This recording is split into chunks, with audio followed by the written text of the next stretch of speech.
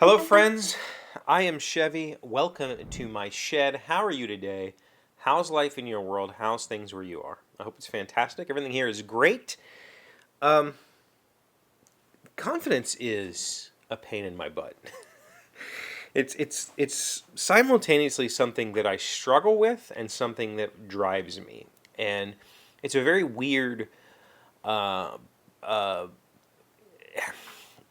frame of reference for me that I haven't been able to employ, right? It employs me. It seems like confidence drives me, not the other way around.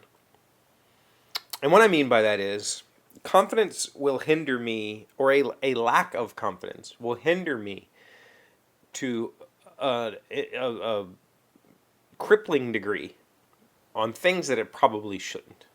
You know, when I made the art box for my kid a few years ago, I was crippled by that project. Ultimately, it was a pretty simple project. Make 3 drawers, build a box, a case for them. And I knew how to make a box and I knew how to make drawers. I didn't know how to make it the way that I ended up making it. That was all kind of made up on the fly.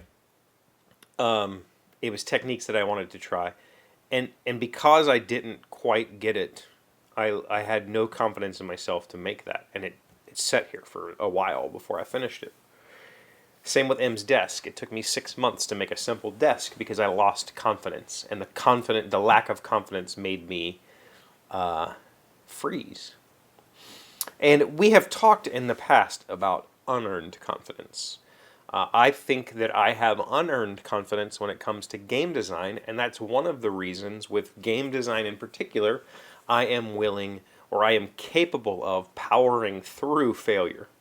Because I know that I can get to the end, or I think that I know that I can get to the end, right? It doesn't matter whether I am right or wrong. I have the confidence to just keep plowing at it and keep failing and keep failing and keep failing, and I'll get there eventually.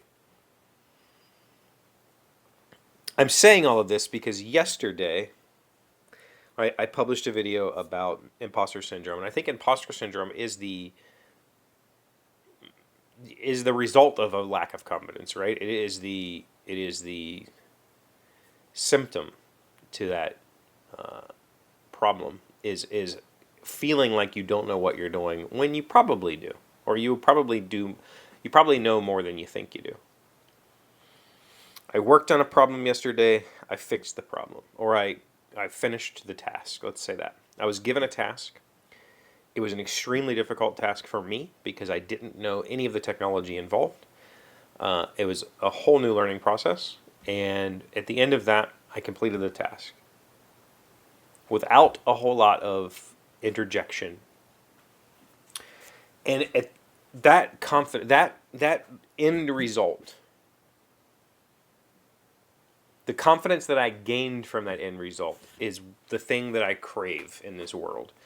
And it doesn't necessarily mean that I gained confidence because I created a new feature in a product that will benefit others.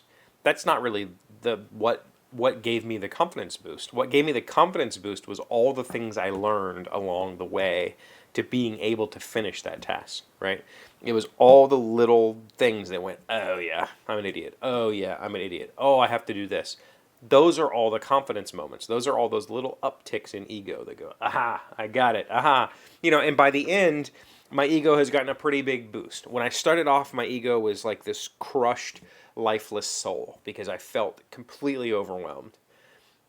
A few hours later, the task is complete. I suddenly feel elated and I feel confident and I feel a ego boost because like I pulled that off.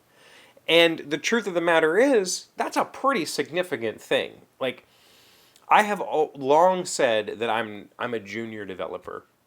I'm a 40-something junior developer because I have always been self-taught. But the reality is, if you took a junior developer and threw them in my seat with very little, forewarning or very little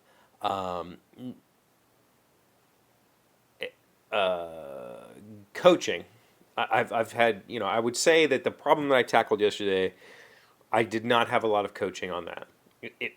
Say, all right, do this thing. I think they would have no concept of how to do it. Just none, because they don't. A real junior developer doesn't have the skill set to even understand the problem. I have that skill set. I understood the problem. I understood the steps I needed to take to resolve the problem.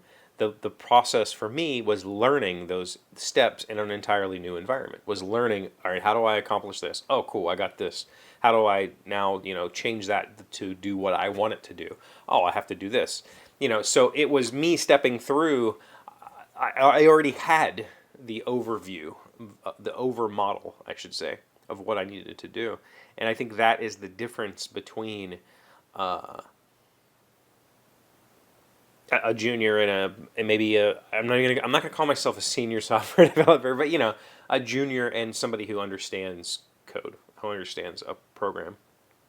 So I was able to step in and make changes pretty quickly. Already this with just a few hours on this project, I've already made change, and that's a big thing. And when I talked to the project owner yesterday, I said at the end of our conversation, I said, this is a lot. And he's like, a lot? And I said, yeah, it's a whole lot. It's a new framework, it's a new language, it's a new API, new backend, new tools that I've never used before. It's a lot. And his question to me was, is it too much? Are you still in it? And I was like, oh yeah. Like I was I told him the same thing. I think I maybe told you this yesterday. I was overwhelmed to the point of, I can't do this. But the resolution of that, the knowledge that I gained from that is exactly why I said yes to this opportunity in the first place. That is the stuff that I live for. I live for that kind of learning. I live for that kind of advancement of self, advancement of my knowledge, and I crave that on a daily basis. And so this project has given me a lot of that in just the few short billable hours that I've worked on it. And there's a lot more of that ahead, a lot more, right? So yeah, I'm in it, and I have the confidence that I can continue to provide value, but the completion of that task, he said, here's the 2 tasks I want you to do next. Pick one to start on, and I worked on it a little bit last night, and I'm again in over my head. I'm not really sure how to accomplish that, but let's go. I can read documentation. I can follow examples. I'll figure it out. And I think that's the confidence that I should have had all along for most of my life about everything that I've ever done. And it's the confidence that I've lacked, and it's the confidence that caused me to live in a rut for the better part of 20 years, 15 years or something like that. I lived in a complete rut because I lacked confidence in my ability to do most things. But I think I have to come to terms with the fact that maybe I do know things, and maybe I can benefit from the knowledge that I have. Yeah. I don't know if this topic, this making any sense. I don't even know if I stayed on topic, but I'm feeling good right now, and I just kind of wanted to share that. Thank you for being here as always. Thank you for liking, commenting, subscribing, being amazing friends and wonderful people. I really appreciate you. And I'll see you again tomorrow. Today's word you should notice sounds smart is noxious. It is an adjective meaning morally harmful and pernicious. Even with his wealth, good looks, and charm, Stephen has such a noxious personality that we always feel awful after spending time with him. Noxious, Noxious. So they're just not going to mention like poisonous or